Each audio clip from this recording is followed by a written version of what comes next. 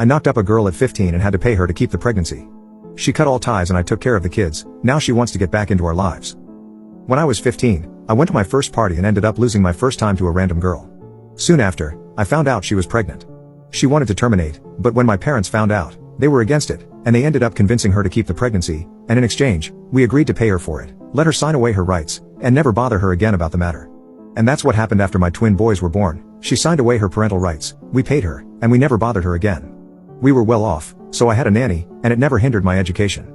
In college, when I was 22, I met my now wife, Hannah, who was 20 at the time. I instantly fell in love with her. She was beautiful, very smart, and oddly skilled with knives. She was caring, and after some time into our relationship, I told her I had kids, and she was fine with it. Later in our relationship, she met the boys, and they quickly fell in love with each other. We got married at 25 and 23, and she moved in. The boys loved and cared for her. They would nap with her, and even during her periods when she experienced bad cramps, they took turns taking care of her. They would give her lots of kisses and hugs, and I was truly happy to see my three favorite people getting along. I'm a pale man with white hair, and my boys favored that, while my wife is a dark-skinned woman. Once, my wife dropped off the boys, kissed them, and their classmates picked on them for having a dark-skinned mom. In retaliation, they claimed she was their nanny. We discussed it, and my wife chose never to accompany them to school again. My wife has always dreamed of taking a trip with her kids, a dream she's had since childhood when she went on such trips with her parents. She told me about it, and we went together to visit the place first. She hadn't seen it in a long time and wanted to make sure it looked the same as she remembered. Additionally, she wanted to avoid any trust issues since the last time she suggested a place she used to love, we ended up in an X-rated place for disabled people. She was even more excited to take the boys, and she made matching clothes for them, with the boys helping her. 5 months ago, I celebrated my 7-year wedding anniversary with my wife and posted about it. It was great until one of my kids' classmates found it and showed it to the rest of their class. As a result, my boys started getting picked on for having a dark-skinned mom. They were lashing out at my wife, saying very racist and disrespectful things to her. 2 months later, I received a call from a woman claiming to be the mother of my children, and surely enough, it was true. We'll call her Bella. She came back, expressing a desire to check up on the boys and see how they were doing. I talked to my wife about this, and she thought it would be good for the boys to meet their biological mom. They met, and a month later, my wife's trip was approaching. The boys suggested that Bella come along, but there were only 4 tickets. This trip had been planned and booked 3 years prior, making it difficult to accommodate a 5th person since most of the events had sold out tickets. My older son suggested that Bella come instead of my wife since it's a family trip. My wife started to beg and plead with them, stating that they had been planning this trip for a long time, and it was supposed to be their trip. I told the boys that Bella would not be going on this trip. The next day, I went on a business trip for 2 days.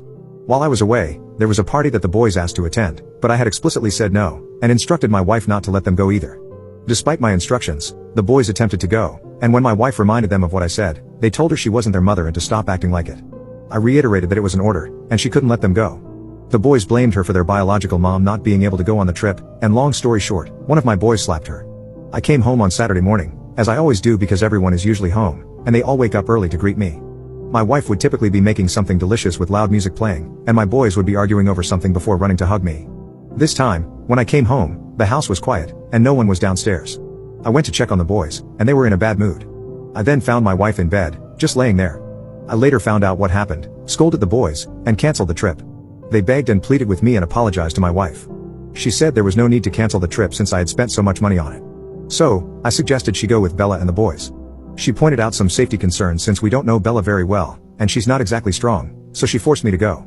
While on the trip, I called her a lot, but she preferred to text.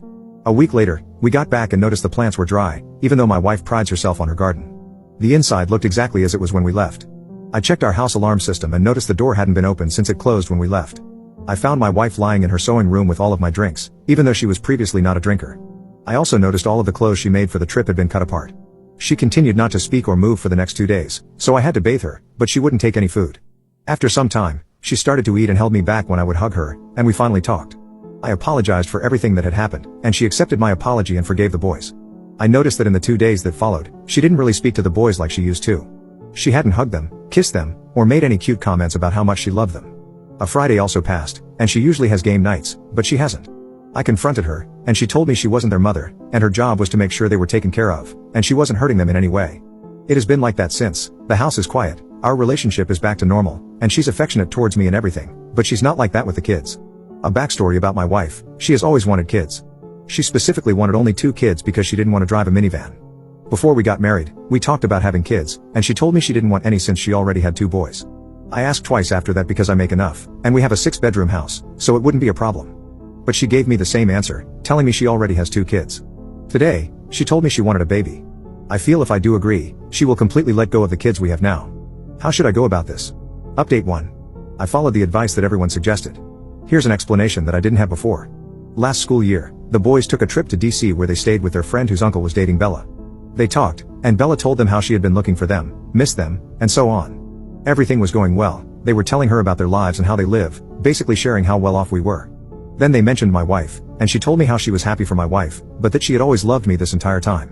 It's important to note that we didn't even know each other's names until my parents were involved, so discovering this was just odd.